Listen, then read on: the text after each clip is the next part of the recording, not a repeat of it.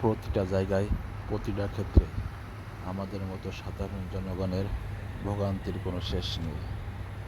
যেদিকে তাকাবেন সেদিকেই শুধু সমস্যা আর সমস্যা। বৃষ্টির সমস্যা, তার কারেন্টের সমস্যা, গ্যাসের সমস্যা, সারের সমস্যা, সমস্যার কোনো শেষ নেই। এই সমস্যা কবে যে শেষ হবে তা শুধু একমাত্র আল্লাহ তাআলাই জানে। দেখুন না, একটা দিন মাত্র বৃষ্টি হয়েছে, তার কারণ রাস্তাঘাটের কী অবস্থা, দোকানপাট, এমনকি গাড়ি ঘোড়া তলিয়ে যাচ্ছে এবং সামনে আপনার গাড়ি সিএনজি টেনজি পানির যে নষ্ট হয়ে রোড ব্লক হয়ে আপনার রোডে জ্যাম বেঁধে যাবে। এই যদি হয় বর্তমান দেশের অবস্থা, তাহলে মানুষ কিভাবে শান্তিতে জীবন জীবিকা বা জীবনযাপন করবে? দেখুন না, ওই দোকানটায় দোকানের ভিতরে পানি চলে গেছিলো, কিন্তু এই পানি, বৃষ্টির পানি, সামান্য একটু বৃষ্টির পানি বের হওয়ার কোনো জায়গা নেই। আর যদি বেশি পরিমাণে বৃষ্টি হয় তাহলে এই অত্র এলাকা তলিয়ে যাবে। কিছুই করার নাই। একটা ড্রেন নাই, সুন্দর একটা পানি যাতায়াতের কোনো ব্যবস্থা নাই, সুন্দর একটা রোড নাই। কী যে একটা অবস্থা দেশের।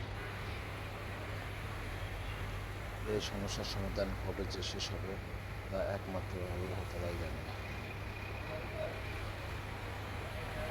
দীর্ঘদিন যাবৎ ধরে এভাবেই দেখে যাচ্ছি, আজ পর্যন্ত কোনো একটা কাজই আমার সফলতা দেখতে পেলাম না আমরা।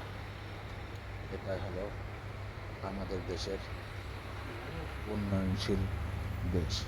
এই যদি হয় উন্নয়নশীল দেশ, তাহলে উন্নত দেশ কাকে বলে?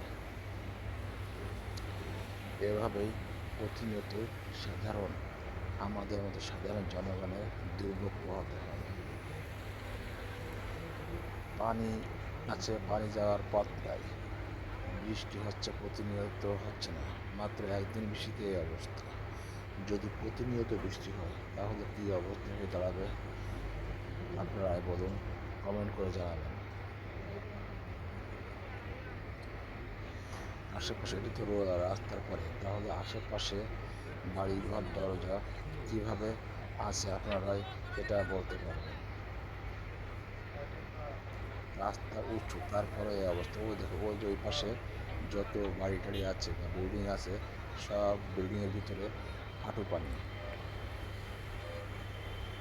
বোঝুন এবারে, তাহলে ফ্যামিলি বাসার ভিতরে যদি পানি ঢুকে যায়, তাহলে তার দুর্ভোগ যে কত মর্মান্তিক বা খারাপ, যে এরকম বাসায় কবলে পড়েছেন